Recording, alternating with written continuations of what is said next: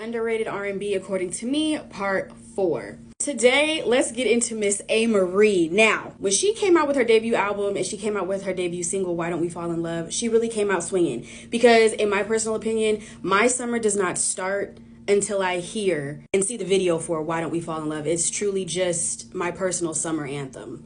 It just is. Then she came out with her sophomore album, Touch, which did have huge smash hits.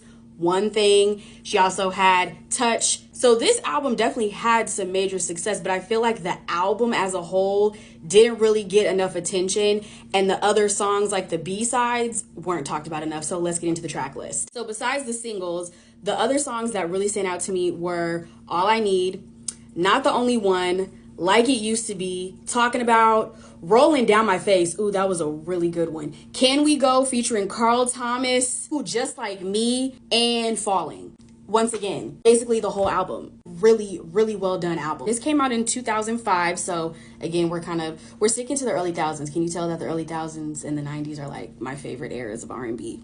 But yeah, it's just overall really great body of work. I feel like the writing, the production, everything was very cohesive. I worked with Rich Harris a lot on this project, and he did a lot of the production, so it has like a very cohesive sound. It also, because of his production, has that kind of like big band live instrumentation sound, which I personally think made it very unique for the time. Not a lot of other artists were kind of honing in on that sound. So I feel like Amerie really kind of like took that and made it her own. Amerie has also released some mixtapes over the last few years, so if you haven't heard that, definitely check those out and be sure to stream Touch and stay tuned for part 5.